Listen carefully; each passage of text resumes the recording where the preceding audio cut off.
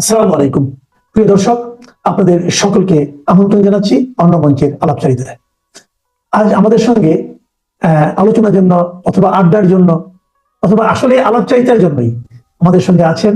দর্শক, জিওপলিটিক্সে একটা কথা খুব চালু আছে, আপনার শত্রুর প্রকাশ্য তলোয়ারের চেয়ে আপনার বন্ধুর আস্তিনে লুকানো খঞ্জর অনেক বেশি ভয়ঙ্কর। আজকের ভিডিওটা দেখার পর আপনার পায়ের নিচের মাটি সরে যেতে পারে, কারণ এতদিন আমরা যা দেখছি, যা শুনছি, পর্দার আড়ালে তার ঠিক উল্টোটা ঘটছে।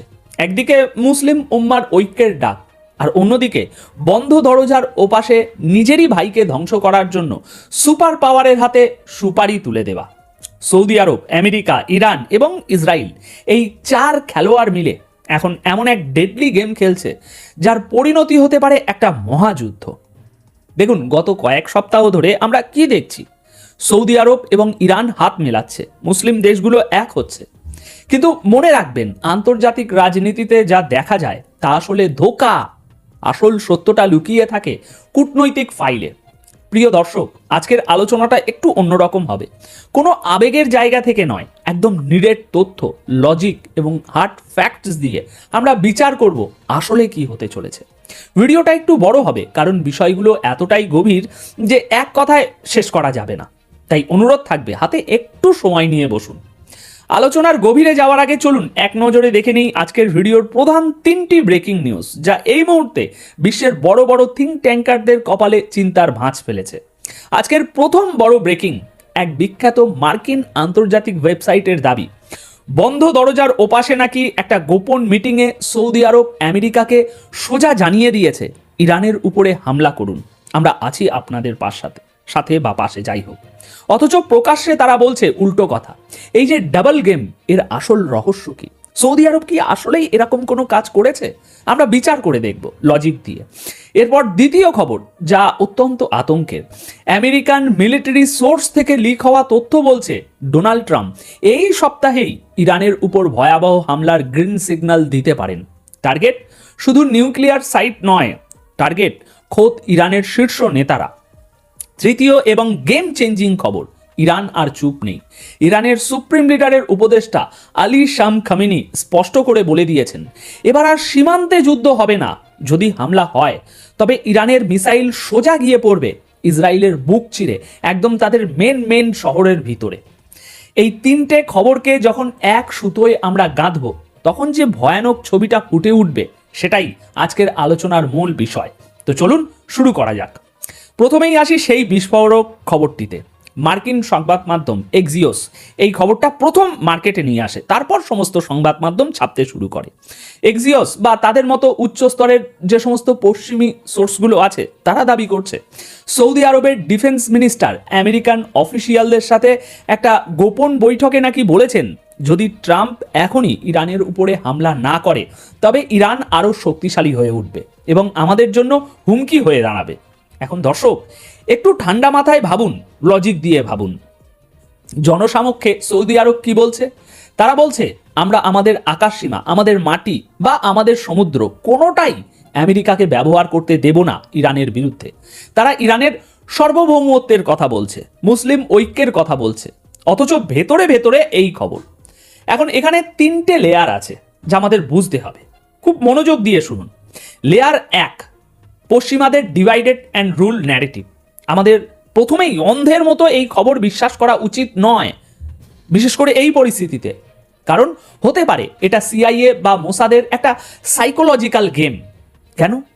কারণ সম্প্রতি ইরান, সৌদি আরব, তুরস্ক এবং কাতার, এই মুসলিম শক্তিগুলো কাছাকাছি আসছিল। এটা পশ্চিমাদের চোখের বিষ। তাই ঠিক এমন একটা সময়ে এই খবর লিক করা হলো, যাতে ইরানের মনে সৌদি আরবকে নিয়ে সন্দেহ তৈরি হয়, যাতে মুসলিম দেশগুলোর মধ্যে অবিশ্বাসের বীজ বোনা যায়। পশ্চিমারা চায় ইরান ভাবুক, ও সৌদিরা মুখে ভাই ভাই করছে আর তলে তলে আমার কবর খুঁড়ছে। লেয়ার দুই, সৌদি আরবের এই যে সাপ হয়ে কাটা আর ওঝা হয়ে ঝাড়া নীতি, এটাও মুদ্রার উল্টো পিঠটাও এখানে আমাদের একটু দেখতে হবে। দেখুন, সৌদি আরবের রাজ পরিবার সবসময়ই তাদের ক্ষমতা টিকিয়ে রাখতে আমেরিকার উপর নির্ভরশীল। তাই তারা একটা দ্বিমুখী বা ডাবল পলিসি খেলতে বাধ্য। প্রথমত, তারা প্রকাশ্যে যুদ্ধ চায় না, কারণ যুদ্ধ হলে ইরানের মিসাইল সবার আগে রিয়াদ আর জেদ্দায় পড়বে, তাদের তেল ক্ষেত্রগুলো জ্বলবে, তাদের ভিশন 2030 প্রজেক্ট ধূলিসাৎ হয়ে যাবে। তাই তারা প্রকাশ্যে শান্তির দূত, কিন্তু দ্বিতীয়ত তারা এটাও চায় না যে আমেরিকা তাদের উপর থেকে হাত সরিয়ে নিক। তারা চায় ইরানের ডানা ছাঁটা হোক, কিন্তু সেটা তাদের নাম ব্যবহার না করে, অর্থাৎ সাপও মরুক লাঠিও না ভাঙুক। তারা আমেরিকাকে সিগন্যাল দিচ্ছে, তোমরা মারো, আমরা বাধা দেব না, শুধু আমাদের নামটা নিও না প্লিজ। এটা তাদের অস্তিত্ব রক্ষার একটা নোংরা রাজনীতি বলতে পারেন। এবার layer number 3, Donald Trump factor. Saudi Arab জানে না ট্রাম্প আসলে কি করবেন। এই লোকটা আনপ্রেডিক্টেবল। আজ বলছেন আলোচনা করবেন, কিন্তু কাল সকালে উঠে টুইট করে বলবেন যাও যুদ্ধ শুরু। তাই সৌদিরা এখন দুই নৌকায় পা দিয়ে চলছে।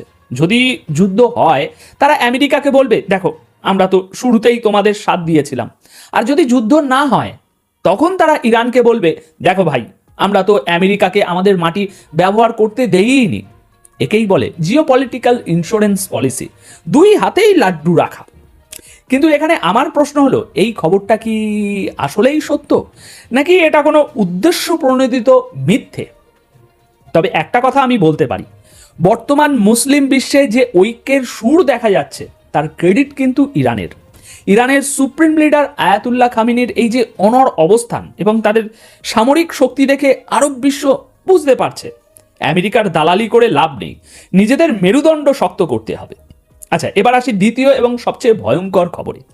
আমেরিকান মিলিটারি অফিসাররা তাদের মিডল ইস্টের এক ঘনিষ্ঠ বন্ধু রাষ্ট্রকে, সম্ভবত ইসরায়েল বা জর্ডান হবে, সতর্ক করে দিয়েছে যে এই উইকেন্ডেই ইরানে আক্রমণ হতে পারে, ইরান আক্রমণের শিকার হতে পারে। খবর অনুযায়ী আমেরিকা এবার আর কোনো ছোটোখাটো টার্গেটের উপর হামলা করবে না, তাদের টার্গেট সরাসরি আইআরজিসির টপ লিডারশিপ এবং ইরানের নিউক্লিয়ার সাইটগুলো। কেন এখন? টাইমিংটা লক্ষ্য করুন। একদিকে রাশিয়া এবং চীন ইরানের সাথে মিলে সাগরে যৌথ নৌমহড়া চালাচ্ছে, অর্থাৎ ইরান একা নয়, তার পেছনে দুই সুপার পাওয়ার দাঁড়িয়ে আছে। এটা আমেরিকাকে নার্ভাস করে তুলছে। আমেরিকা তাদের ডেস্ট্রয়ার যুদ্ধজাহাজ লোহিত সাগরে এবং পারস্য উপসাগরে মোতায়েন করেছে। F-35 স্টেলথ ফাইটার জেটগুলো আটলান্টিক পাড়ি দিয়ে মধ্যপ্রাচ্যে ইতিমধ্যেই ঘাঁটি গেড়েছে। আমেরিকা আইআরজিসিকে আবারও নতুন করে টেররিস্ট অর্গানাইজেশন হিসাবে হাইলাইট করছে। এর পেছনের কারণ কি জানেন? এর কারণ হলো লিগ্যাল কভার তৈরি করা, যাতে তারা আন্তর্জাতিক আদালতে বলতে পারে আমরা কোনো দেশের উপরে হামলা করিনি, আমরা সন্ত্রাসীদের উপরে হামলা করেছি। কিন্তু আমেরিকার আসল উদ্দেশ্য কি জানেন? আমেরিকা এবং ইসরায়েল মনে করে যদি ইরানের শীর্ষ নেতাদের হত্যা করা যায়, যদি তাদের কমান্ড সেন্টার গুড়িয়ে দেওয়া যায়, তবে ইরানের বর্তমান সরকার পড়ে যাবে। তারা ভাবছে লিবিয়া বা ইরাকের মতো ইরানও তাসের ঘরের মতো ভেঙে পড়বে। কিন্তু আমি আপনাদের একটা প্রশ্ন করতে চাই, সিরিয়াসলি বলুন তো, ইরাক বা আফগানিস্তানে আমেরিকা কি করতে পেরেছে? 20 বছর যুদ্ধ করে তারা কি তালেবানকে সরাতে পেরেছে? পারেনি। আর ইরান? ইরান ইরাক নয়, ইরান আফগানিস্তানও নয়। ইরানের রয়েছে নিজস্ব মিসাইল প্রযুক্তি, ড্রোন টেকনোলজি এবং লক্ষ লক্ষ এমন সেনা যারা শাহাদাতকে সৌভাগ্য মনে করে। আমেরিকার এই যে ভুল ধারণা যে কয়েকটা বোমা মারলেই ইরান শেষ, এটা তাদের ইতিহাসের সবচেয়ে বড় ভুল হতে পারে। আমেরিকা যদি ভাবে যে এটা একটা নিয়ন্ত্রিত হামলা হবে, তবে তারা বোকার স্বর্গে বাস করছে। একবার আগুন জ্বললে সেই আগুন তেলাবিব থেকে দুবাই, রিয়াদ থেকে দোহা পর্যন্ত ছড়িয়ে পড়বে। এদিকে ইরান তার রেডলাইন স্পষ্ট করে দিয়েছে গতকাল আবার। ইরানের সুপ্রিম লিডারের উপদেষ্টা আলী শাম খামিনি পরিষ্কার ভাষায় আল মায়াদিন টিভিকে বলেছেন, যদি আমাদের উপর কোনো আক্রমণ হয় তবে তার জবাব কোনো নির্দিষ্ট সীমানায় আটকে থাকবে না। এই যে কথাটা, এই কথাটার গভীরতা বোঝার চেষ্টা করুন। তিনি বলছেন না যে আমরা সাগরে আমেরিকান জাহাজে হামলা করব, তিনি বলছেন জবাবটা দেয়া হবে deep inside the occupied territories, অর্থাৎ খোদ ইসরায়েলের ভেতরে তেলাবিব, হাইফা এবং তাদের স্পর্শকাতর সামরিক ঘাঁটিগুলোতে। শাম খামিনির এই বক্তব্য কোনো সাধারণ রাজনৈতিক বুলি নয় দর্শক। ইরান বলছে তারা কোনো সারপ্রাইজের জন্য অপেক্ষা করছে না। তারা জানে আমেরিকা কি প্ল্যান করছে, তারা জানে F-35 কোথায় আছে, তারা জানে ডেস্ট্রয়ারগুলো কোথায় মুভ করছে। ইরানের র্যাডার এবং গোয়েন্দারা প্রতিটি সেকেন্ড ট্র্যাক করছে এই সমস্ত। ইরানের বার্তাটা খুব সহজ, ডু অর ডাই। যদি তোমরা আমাদের মারতে আসো, আমরা তোমাদের ঘর জ্বালিয়ে দেব। আমরা এতদিন কৌশলগত ধৈর্যের পরিচয় দিয়েছি, কিন্তু এবার যদি ট্রাম্প কোনো পাগলামি করেন তবে আমরা অল আউট ওয়ার বা সর্বাত্মক যুদ্ধের জন্য প্রস্তুত। তাহলে ভাবুন তো একবার পরিস্থিতিটা, এক পাশে বিশ্বের সবচেয়ে শক্তিশালী এয়ারফোর্স আমেরিকা, অন্য পাশে বিশ্বের সবচেয়ে বড় মিসাইল এবং ড্রোন আর্সেনাল সমৃদ্ধ দেশ ইরান, আর মাঝখানে পিষ্ট হচ্ছে আরব বিশ্ব, পুরো আরব বিশ্ব। ইরান যে ভাষায় কথা বলছে এখন, তার সামরিক পরিভাষায় বলে ক্রেডিবল ডেটারেন্স। তারা বুঝিয়ে দিচ্ছে যুদ্ধের খরচ বা কস্ট অফ ওয়ার আমেরিকার জন্য এত বেশি হবে যে ট্রাম্প যেন হামলার অর্ডার সই করার আগে 10 বার ভাবেন। তাহলে আজকের এই পুরো চিত্রটা যদি আমরা এক ফ্রেমে দেখি তবে কি দেখব? একদিকে পশ্চিমা মিডিয়া এবং গোয়েন্দারা চেষ্টা করছে মুসলিম দেশগুলোর মধ্যে অবিশ্বাস তৈরি করতে, সেই পুরনো divide and rule policy. Saudi আরবকে ভিলেন বানিয়ে ইরানের বিরুদ্ধে দাঁড় করানো। অন্যদিকে ট্রাম্প প্রশাসন একটা বড়সড় ধামাকা করতে চাইছে, হয়তো নিজেদের ইগো সন্তুষ্ট করতে অথবা ইসরায়েলের এজেন্ডা বাস্তবায়ন করতে। আর মাঝখানে ইরান, যে কিনা পিঠ দেওয়ালে ঠেকে যাওয়ার পর এখন বাঘের মতো গর্জন করছে। আমার ব্যক্তিগত মতামত হলো, সৌদি আরবের এই কথিত লিক হওয়া খবরটি যদি সত্যিও হয়, তবুও সৌদি আরব খুব ভালো করেই জানে যে আমেরিকা তাদের রক্ষা করতে আসবে না। এর প্রমাণ আমরা কাতারে পেয়েছি। তাই সৌদি আরব চাইলেও পুরোপুরি আমেরিকার কোলে গিয়ে বসে পড়তে পারবে না। আর ইরান দেখিয়ে দিয়েছে যে পশ্চিমীরা কেবল শক্তির ভাষাই বোঝে। যত আপনি মাথা নত করবেন তত তারা আপনাকে দাবিয়ে রাখবে। ইরান মাথা উঁচু করে দাঁড়িয়েছে, তাই আজ আমেরিকা হামলা করার আগে এখনো 10 বার ভাবছে।